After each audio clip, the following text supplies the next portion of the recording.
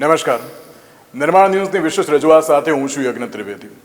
દર્શક મિત્રો, આજે એક મહત્વના મુદ્દાને લઈને ચર્ચા વિચારણા કરવા આવ્યા છીએ. એમ કહેવાય છે કે શાસ્ત્રોમાં વર્ણવવામાં આવેલું છે કે આપણા 16 જેટલા સંસ્કાર છે અને 16 સંસ્કારમાંનો એક સંસ્કાર એટલે કે ગર્ભાધાન સંસ્કાર. જ્યારે ગર્ભાધાન સંસ્કારની આપણે અત્યારના સમયમાં વાત કરતા આવીએ છીએ તો ત્યારે ઘણા બધા વ્યક્તિઓ એમ કહેતા હોય છે કે આની ઉપર અત્યારે કેમ વાત કરવી, કારણ કે અત્યારે એનું મહત્ત્વ તો અમે સમજીએ છીએ, પરંતુ શાસ્ત્રોમાં જે વર્ણવવામાં આવ્યું છે, જેને અનુલક્ષીને અત્યારે તો વર્ણન કરવામાં આવ્યું છે, તે અનુસાર લોકો ગર્ભાધાન સંસ્કારને સમજે છે કે કેમ, તેને લઈને પણ એક સવાલ જોવા મળતો હોય છે. એક વાત સાચી છે કે અત્યારે મોડર્ન જમાનો છે, મોડર્ન જમાનામાં લોકો ક્યાંક અત્યારે આ બધી બાબતોને ક્યાંક વધુ પડતી જોતા નથી. હા, થોડી ઘણી અવગણના કરી રહ્યા છે, પરંતુ આનો સાચો અર્થ શું છે તે સમજાવવાનો એક પ્રયાસ અમદાવાદમાં અત્યારે તો કરવામાં આવી રહ્યો છે. અમદાવાદમાં ઘણા બધા એવા જે કપલ્સ છે કે જેમને ગર્ભાધાન સંસ્કાર એ શું છે, ગર્ભમાં જે બાળક છે તેમાં સંસ્કારનું સિંચન કરવું એ શું છે, તે પણ એક સમજાવવાનો એક નવતર પ્રયોગ હાથ ધરવામાં આવ્યો છે. અને નવતર પ્રયોગમાં જ્યારે એમ કહેવાય ને કે સૌથી સારામાં સારું સંસ્કાર સિંચન કેવી રીતે થાય, આધ્યાત્મિક અનુસાર, વૈજ્ઞાનિક ઢબે, તે પણ સમજાવવા માટે ખૂબ જ મહત્ત્વના જે વ્યક્તિઓ પણ ત્યાં ઉપસ્થિત રહેવાના છે. સાથે સાથે મહારાજશ્રી પણ હાજર રહેવાના છે.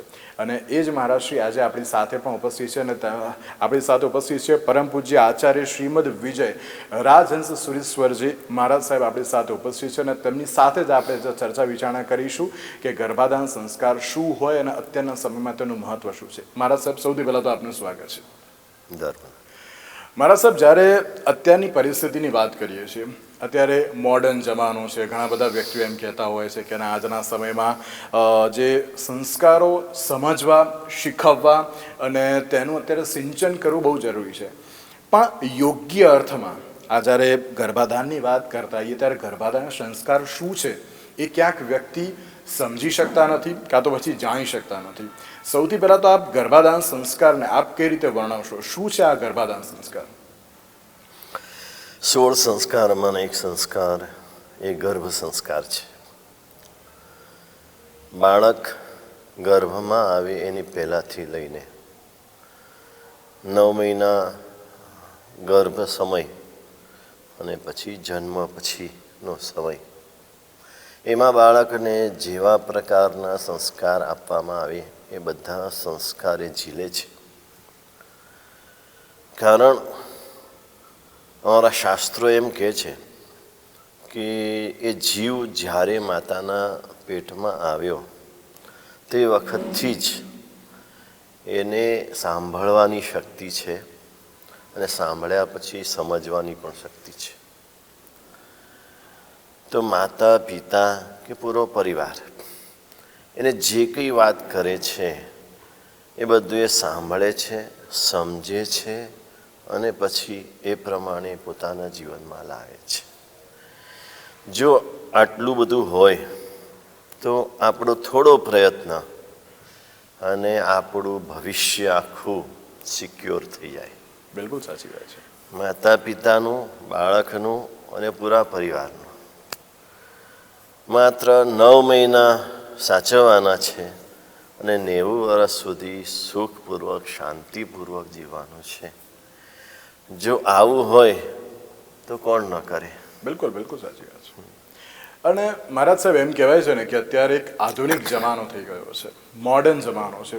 અને આ મોડર્ન જમાનામાં ક્યાંક વ્યક્તિઓ અલગ અલગ બાબતોની સાથે આગળ તો વધતા હોય છે, પણ ચોક્કસ અર્થમાં સંસ્કારોનું સિંચન કેવી રીતે કરવું એ ક્યાંક હજુ પણ સમજી શકતા નથી. આપ તો એક બહુ મહત્ત્વના મુદ્દાઓને લઈને આપણે જો આજે ચર્ચા કરી રહ્યા છીએ કે ગર્ભાધાન સંસ્કાર, કે જ્યારે બાળક જે ગર્ભમાં હોય ત્યારે જ સંસ્કારોનું સિંચન, પણ એના પછી પણ ક્યાંક લોકો સંસ્કારોનું સિંચન કરવામાં થોડાક ક્યાંક પાછા પડતા હોય છે.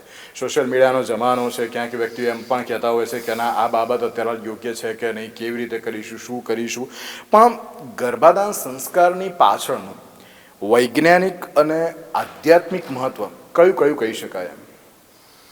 એટલે લોકોને આ સમજ નથી, એટલે સમજ આપવા માટે જ અમે આ કાર્યનો પ્રારંભ કર્યો છે. કે તમારે શું સંસ્કાર આપવા, ક્યારે આપવા, કેવી રીતે આપવા, શું ન આપવા, આ બધી વાતો બહુ સૂક્ષ્મતાથી અમારી આખી ટીમ છે અને એ ટીમે આખો કોર્સ તૈયાર કરેલો છે 9 મહિનાનો, અને 9 મહિના પહેલાંનો અને 9 મહિના પછીનો પણ. એ કોર્સ પ્રમાણે જે માતા જો બરાબર એ પ્રમાણે કરે તો એમને જેવું બાળક જોઈએ છે તેવું બાળક આજે પણ જન્મે છે. એવું રૂપવાન, એવું સ્વરૂપવાન, પૂર્ણ ઇન્દ્રિયવાળું, પૂર્ણ આરોગ્યવાળું અને એની સાથે ગુણ સંપન્ન અને સંસ્કાર સંપન્ન બાળક. આવા અનુભવો ઘણા બધા થયા પછી આજે અમે આ બાબતમાં એકદમ નિશ્ચિત છીએ કે આ ગર્ભ સંસ્કાર દરેકે કરવા જ જોઈએ અને કરવાથી એકાંતે લાભ છે. પેલી શાસ્ત્રની વાત હતી, શાસ્ત્રએ તો કીધેલું હતું, બિલકુલ.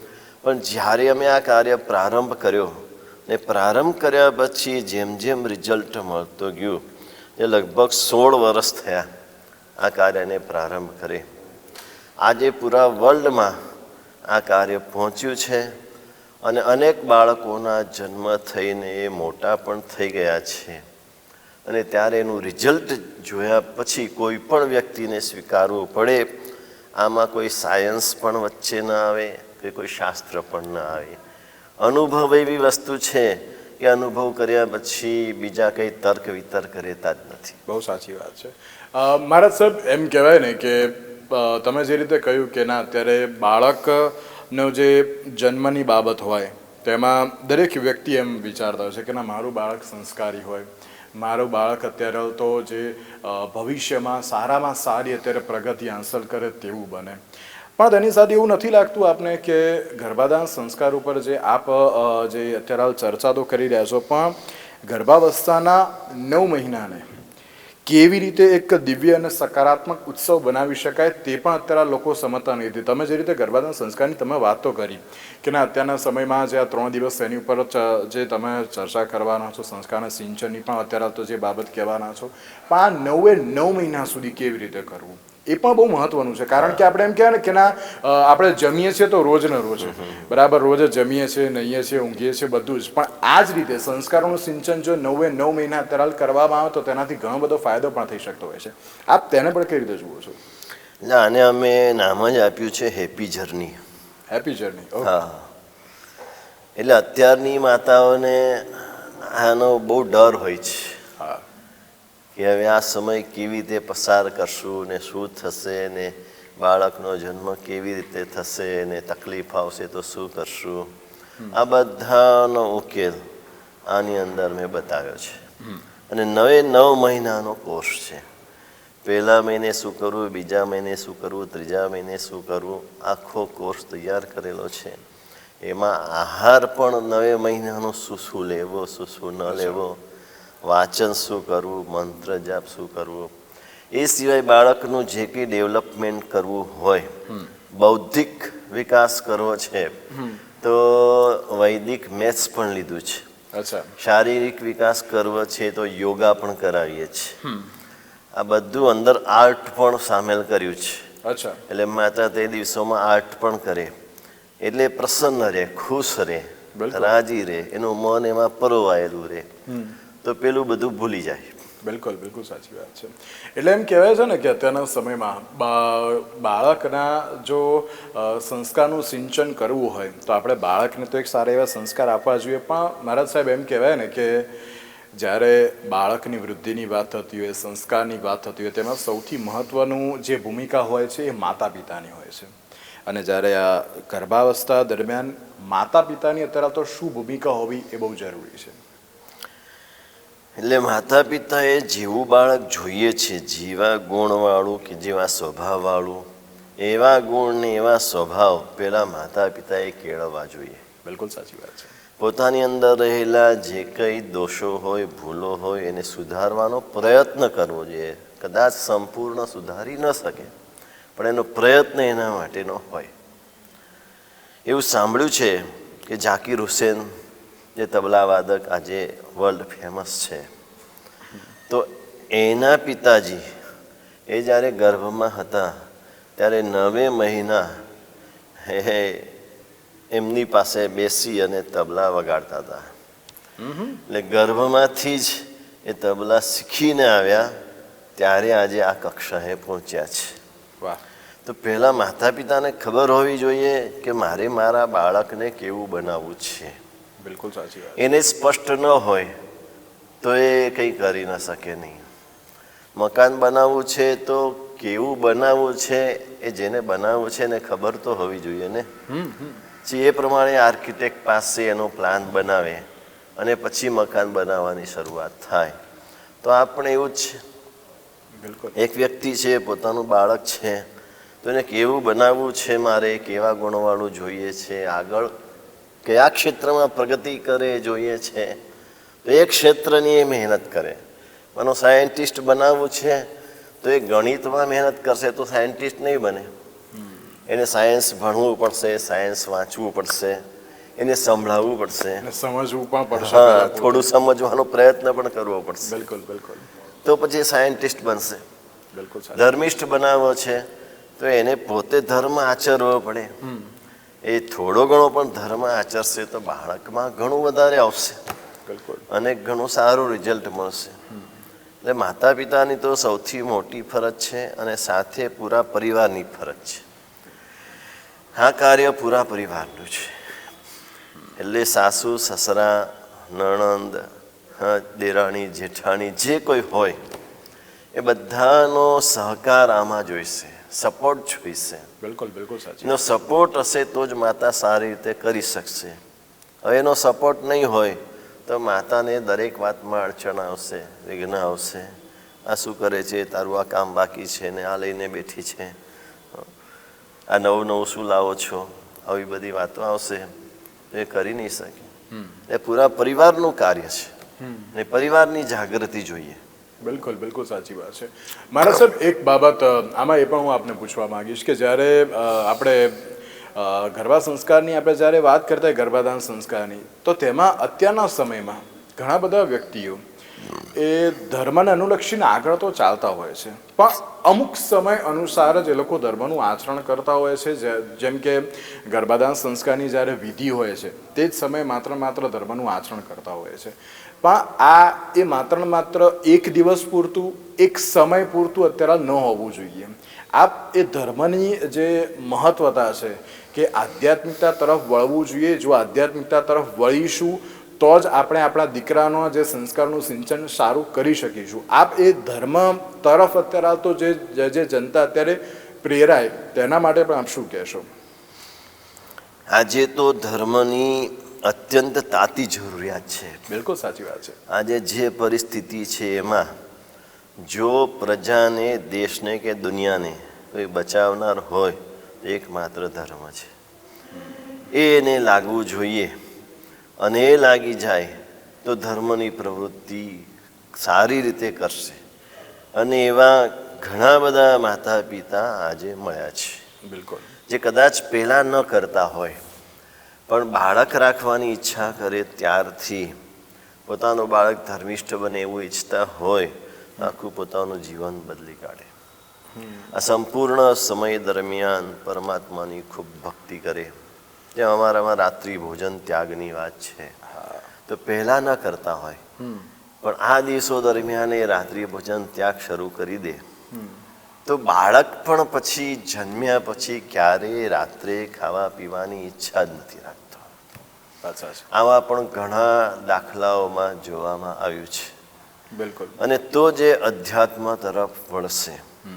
ભારતની જે વિશેષતા છે એ આ અધ્યાત્મના કારણે છે. અને અત્યારના સમયમાં આધ્યાત્મનું મહત્વ અત્યારે તો કેટલું છે? અત્યારના સમયમાં જ ખાસ છે.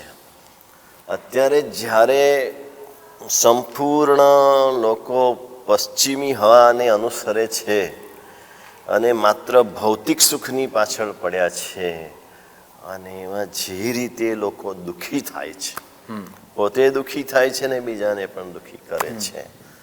કોઈ શારીરિક રીતે, કોઈ માનસિક રીતે. આમ તો તમે જાણતા જ હશો કે રોગો કેટલા બધા વધ્યા છે શારીરિક. બિલકુલ સાચી વાત છે. માનસિક તો એટલા બધા તકલીફો છે, પાર વિનાની છે. તે બધાનો ઉપાય આ જ છે. જો અધ્યાત્મ તરફ વળશે તો એનું મન પણ શાંત થશે, અને મન શાંત થશે તો શરીર પણ સારું રહેશે. બિલકુલ બિલકુલ. આજે તો સાયન્સે પુરવાર કર્યું છે કે 98% રોગો આ મનના વિચારોના કારણે થાય છે. ખાલી 2% રોગો એવા છે કે જે બીજી રીતે થાય છે. બિલકુલ બિલકુલ સાચી વાત છે. દર્શક મિત્રો, જ્યારે આધ્યાત્મની આપણે વાત કરીએ ને, મહારાજ સાહેબે બહુ સાચી વાત કહી કે અત્યારના સમયમાં જ આધ્યાત્મિકતાની બહુ જરૂરિયાત છે. તાતી જરૂરિયાત એટલા માટે છે કારણ કે વ્યક્તિઓ અત્યારે આધ્યાત્મની વાત તો કરે છે, પરંતુ તેના તરફ અત્યારે તો આગળ વધે તે પણ બહુ જરૂરી છે. મહારાજ સાહેબ, એક સવાલ એ પણ કે જ્યારે આપણે આ ગર્ભાધાન સંસ્કારની વાત કરતા હોઈએ છીએ ત્યારે ગર્ભાધાન સંસ્કાર ની જે અત્યારે શરૂઆત જે આ કરવામાં આવી છે તેનાથી કુટુંબ અને સમાજ ઉપર કેવો સકારાત્મક અત્યારે અભિગમ પણ જોવા મળશે અને તેની અસર પણ કેવી જોવા મળશે? અત્યારે તો બહુ સારી અસર જોવા મળી રહી છે. કેમ કે એક બાળકના કારણે પહેલું તો માતા પિતા, મમ્મી પપ્પા બે નજીક આવે છે. બહુ જ મહત્વની વાત એક આ છે. પછી આખો પરિવાર પણ નજીક આવે છે. સમગ્ર પરિવારના કેન્દ્રમાં બાળક જ હોય છે. બિલકુલ. એ દિવસથી તમે જોજો સંસારમાં કે બધા બાળકને સામે રાખીને જીવતા હોય છે. હા, એ પણ છે. તો હવે આજે જે લોકોમાં એક ચાલે છે માણસ કે બાળક ન જોઈએ ને, આ બધા માટે પણ આ વસ્તુ બહુ મહત્વની છે કે એના કારણે એ જે પતિ પત્ની આમ વિમુખ થઈ રહ્યા છે, દૂર થઈ રહ્યા છે, પરિવાર પણ વિખૂટો પડી રહ્યો છે, એ બધાને જોડવા માટે પણ એક બાળક જરૂરી છે. અને એ બાળક જો સંસ્કારી હશે, ધર્મનિષ્ઠ હશે, આધ્યાત્મિક હશે, ગુણ સંપન્ન હશે તો આખો પરિવાર પણ બદલાઈ જશે.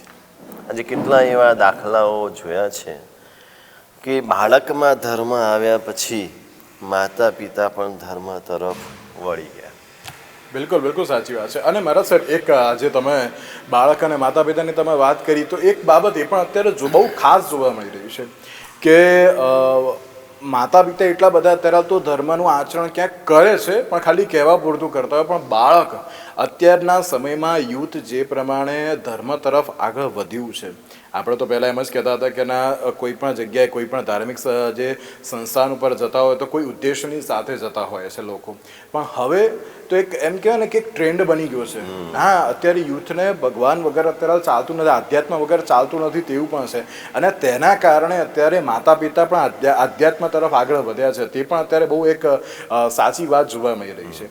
પણ એવું નથી લાગતું કે આ વખતે જ્યારે આ ગર્ભાધાન સંસ્કારની આપણે જે તમે એક મુહિમ જે શરૂ કરી છે, આ જે તમે એક શરૂઆત કરી છે, આવું દરેક લોકોએ અત્યારે તો શરૂ કરવું જોઈએ તેમના પોતાના સમાજ માટે, સમાજની સાથે સાથે દરેક વ્યક્તિ માટે. હું એમ નથી કહેતો કે અમુક જ વર્ગના વ્યક્તિઓ માટે, ના, દરેક લોકો માટે આ શરૂઆત કરવી જોઈએ તેવું લાગે છે? ના ના, જરૂરી જ છે. જો ભારતને વિશ્વગુરુ બનવું હોય, હા, બિલકુલ સાચી વાત, તો ભારતના એક વ્યક્તિએ આ ગર્ભ સંસ્કાર કરવા જોઈએ. ખરેખર તો સરકાર જે અલગ અલગ અભિયાન ઉપાડે છે ને, એમાં ગર્ભ સંસ્કારનું અભિયાન ઉપાડી અને નાનામાં નાના વ્યક્તિ સુધી આ વાત પહોંચાડે તો બહુ જ થોડા સમયમાં આ ભારત વિશ્વગુરુની કક્ષાએ પહોંચી શકે એમ છે. બિલકુલ. શાસ્ત્રોમાં એક મદાલસા માતાની વાત આવે છે. મદાલસાના 4 પુત્રો હતા. એને એવું હતું કે મારા પુત્રો બધા યોગી કક્ષાના થાય, અધ્યાત્મ માર્ગમાં આગળ વધે. એટલે જ્યારે ગર્ભમાં હતા ત્યારથી જ એને તું આત્મા છે, તું શુદ્ધોસી, બુદ્ધોસી, નિરંજનોસી, સંસાર માયા પરિવર્જિતોસી, આ એને સંભળાવતા હતા. તો પહેલા 3 પુત્રો અધ્યાત્મ માર્ગમાં આગળ વધ્યા. પછી જ્યારે એને કહેવામાં આવ્યું કે મેં રાજરાણી છો, રાજપાટ સંભાળવા માટે ગાદીનો વારસ કોઈક જોઈશે, આ બધા તો યોગી કક્ષાના થઈ ગયા, તો એના માટે શું કરશો? એટલે ચોથા સંતાનને એણે એવા સંસ્કાર આપ્યા કે પછી રાજા થયો અને એણે રાજ્ય સંભાળ્યું. એટલે આ બધું માતાના હાથમાં છે. જેમ રસોઈ બનાવવી એ કોના હાથમાં છે ભાઈ? તો જે બનાવનાર છે એના હાથમાં છે. તીખી બનાવી, મીઠી બનાવી, મોળી બનાવી, એ જેવું બનાવવું હોય એ પ્રમાણે અંદર મસાલો નાખશે તો એ પ્રમાણે રસોઈ બનશે. તો બાળકને કેવો બનાવો એ પણ માતાના હાથમાં છે. એ જેવો બનાવો છે એવા સંસ્કારના મસાલા નાખશે તો એ બાળક એવું બનશે. બિલકુલ બિલકુલ સાચી વાત છે. અને આવું અમને જોવા મળ્યું છે બધી રીતે. શારીરિક પણ કે મારે આવું જોઈએ છે તો એવું મળ્યું છે. એની ઇન્દ્રિયો આવી જોઈએ છે તો એવું મળ્યું છે. એના હોઠ આવવા જોઈએ છે તો એવું પણ મળ્યું છે. દરેક બાબતમાં બિલકુલ. એની આંખ આવી લાંબી જોઈએ છે તો એવું પણ થયું છે. જે માતા પિતામાં ન હોય છતાં બાળકમાં આવે. બિલકુલ. એ આ સંસ્કારના કારણે. બિલકુલ બિલકુલ સાચી વાત છે. જ્યારે ગર્ભાધાન સંસ્કારની વાત કરીએ છીએ, મારા સાહેબે બહુ સાચી વાત કહી કે અત્યારના સમયમાં જે વ્યક્તિને અત્યારે જોઈતું હોય છે, બરાબર છે, એની એક મહેચ્છા રાખતા હોય છે, એક ઈચ્છા હોય છે કે મને આમ જોઈએ છે, આમ જોઈએ છે, આમ જોઈએ છે, પણ તેની ઉપર એ પ્રમાણેનું કાર્ય પણ કરવું અત્યારે બહુ જરૂરી જોવા મળતું હોય છે. સાથે એક એ બાબત પણ ખરી કે આ ગર્ભાધાન સંસ્કાર અને ગર્ભ સંસ્કારની વચ્ચેનો કોઈ તફાવત ખરી મહારાજ સાહેબ? અને જો તફાવત છે તો અત્યારે શું તફાવત જોવા મળી રહ્યો? ગર્ભાધાન જુદું છે અને ગર્ભ સંસ્કાર જુદું છે. ગર્ભાધાન એટલે જે કન્સીવ કરવામાં આવે બસ તે વખતની જે મનસ્થિતિ ને એની પહેલાંની સ્થિતિ અને તે વખતની સ્થિતિ, એ બધું ગર્ભાધાન સંસ્કાર છે. એટલે કન્સીવ પહેલાં માતા પિતાએ શું કરવું શું ન કરવું, મિનિમમ 3 મહિનાનો સમય, એ ગર્ભાધાન થાય એની પહેલાંનો 3 મહિનાનો સમય જો માતા પિતા સંપૂર્ણ રીતે પોતે આરોગ્યવાન બને, એ પ્રકારેના આહાર વિહાર આચાર વિચાર આ બધું જો પાળે અને પછી કન્સીવ થાય તો શું થાય કે એક તો પિતાનું બીજ એ પાવરફુલ બને, શુદ્ધ બને, અને માતાની જમીન છે તો જમીન પણ એકદમ ફળદ્રુપ બને. અને પછી જો એ બીજ વાવવામાં આવે તો એ બીજમાંથી કલ્પ વૃક્ષ ઉગે. બિલકુલ સાચી વાત. આ તાકાત છે. એટલે એ ગર્ભાધાન છે. એ ગર્ભ રહ્યો પછી જે 9 મહિના કરવાનું છે એ ગર્ભ સંસ્કાર છે. બિલકુલ બિલકુલ સાચી વાત છે. અને ગર્ભાધાન સમયે જ્ઞાન, ભક્તિ અને આધ્યાત્મિક શક્તિઓનું સંચાર પણ કેવી રીતે થતો હોય છે? બસ જ્ઞાનમાં એ જે ધર્મને માનતા હોય અથવા તો જે વિષયમાં એણે બાળકને નિષ્ણાત બનાવવો હોય એ વિષયનું જ્ઞાન એણે મેળવવાનું છે. જેમ કોઈને સંગીતમાં નિષ્ણાત બનાવવું છે તો માતા પિતાને એ સંગીતનો સા પણ નથી આવડતો, તો શું કરશે? તો ખાલી સારે ગમ પધ નિસા આટલું શીખશે ને તો પણ બાળક સંગીતમાં આગળ વધશે. બિલકુલ સાચી વાત છે. એટલે એ કામ એણે ત્યાં કરવાનું છે. જેવું બનાવવું છે તેવું બનાવવા માટે પોતે એનો પ્રયત્ન કરે. આધ્યાત્મિક બનાવવું છે તો આધ્યાત્મિકતામાં પોતે આગળ વધે, પરમાત્માની ભક્તિ કરે, શાસ્ત્રોનું વાંચન કરે. મારે ત્યાં અનેક શાસ્ત્રો છે, જેમ કલ્પસૂત્ર સર્વજન પ્રસિદ્ધ છે, તો એ કલ્પસૂત્રનું વાંચન પોતે કરે કે કોઈની પાસે સાંભળે. એવી રીતે ભક્તામર સ્તોત્ર વગેરે સ્તોત્રો છે સંસ્કૃતની અંદર, તો એનું ગાન કરે, ભક્તામર સાંભળે. હમણાં જ ગૌતમભાઈ તમને રસ્તામાં મળ્યા, એ ગૌતમભાઈએ જ વાત કરી, એને દીકરીનો દીકરો હતો તો એને ભક્તામર 9 મહિના બરાબર સાંભળ્યું હતું. અત્યારે ભક્તામર મૂકે ને એટલે એ કીટ હશે જુએ ને કીટ હશે સાંભળે, એમ કે 9 મહિના સાંભળેલું છે એટલે એની અસર છે કે હા તો મને ખબર છે. એટલે એકદમ એકાગ્ર થઈ જાય, રડતો હોય તો શાંત થઈ જાય, ઊંઘતો ન હોય તો ઊંઘવા લાગે. બિલકુલ બિલકુલ આ બધું થાય છે. બિલકુલ. અને એક છેલ્લો સવાલ મહારાજ સાહેબ કે ગર્ભાધાન સંસ્કારથી આવતી પેઢીને નૈતિકતા અને સાથે સંસ્કૃતિ એ કેવી રીતે મજબૂત બની શકે છે? બસ એના પાઠ શીખવાડવાના છે, મોરલ એજ્યુકેશન. બિલકુલ. જેટલું તે વખતે નૈતિકતાના, નીતિમત્તાના, પ્રામાણિકતાના અને ભારતીય સંસ્કૃતિના એ પાઠ એને શીખવાડવામાં આવશે. એ પ્રમાણે જો પરિવાર આચરણ કરશે, થોડું પણ આચરણ કરશે, તો બાળકમાં એ આવશે. બિલકુલ. જેમ એના મમ્મી પપ્પા હોય તો એના માતા પિતાને પગે લાગતા હશે તો પેલો બાળક પણ મમ્મી પપ્પાને પગે લાગતા શીખશે. બિલકુલ સાચી આ વાત છે. સંસ્કૃતિ છે. બિલકુલ બિલકુલ. એ દેરાસર મંદિર જતા હશે તો આને પણ દેરાસર મંદિર જવાનું મન થશે. એ ઘરમાં પ્રાર્થના કરતા હશે, મંદિરની પાસે આરતી કરતા હશે તો એ જોઈને, એ સાંભળીને એ પણ એ તરફ વળશે. બિલકુલ. એટલે સંસ્કૃતિની રક્ષા કે નીતિને પ્રામાણિકતાના પાઠ પણ આ વખતે જો આપવામાં આવે તો આ ભારતમાં જે બહુ અત્યારે જરૂરત છે નીતિમત્તાની, પ્રામાણિકતાની, એ બધું એવા જ આગળની પેઢી જન્મે જે નીતિમાન હોય, બિલકુલ, જે બિલકુલ. પ્રામાણિક હોય અને એનાથી જ ભારત સારું બનવાનું છે. જી અમારા સાહેબ એક 30 સેકન્ડમાં એક મેસેજ શું આપશો આપ દરેક લોકોને? બસ બધાને એક જ વાત મારે કરવાની છે કે અમારા ભગવાન પણ કહી ગયા છે, દરેક ધર્મશાસ્ત્રો પણ કહે છે કે ભારતનું ભવિષ્ય ઉજળું છે. પણ એમ કંઈ ઉપરથી કોઈ આવવાનું નથી. આપણે ઉજળું બનાવવાનું છે અને આપણે ઉજળું બનાવવા માટે પહેલાં આપણે સારા બનવાનું છે. અને આપણે સારા બનીએ એટલું પણ પૂરતું નથી. આપણી આવતી પેઢીને સારા બનાવવા માટે, સજ્જન બનાવવા માટે, ગુણવાન બનાવવા માટે આ ગર્ભ સંસ્કાર દરેક માતા પિતા પોતાના બાળકને જન્મ આપતા પહેલાં અવશ્ય ગર્ભ સંસ્કાર કરે એવો સમગ્ર ભારતભરના દરેક પ્રજાજનને અમારો અનુરોધ છે. બિલકુલ બિલકુલ. મહારાજ સાહેબ આપ અમારી સાથે જોડાયા, આપનો ખૂબ ખૂબ આભાર. ધર્મદાય. તો દર્શક મિત્રો, આજના વિશેષ કાર્યક્રમમાં મને આપશો રજા. નમસ્કાર.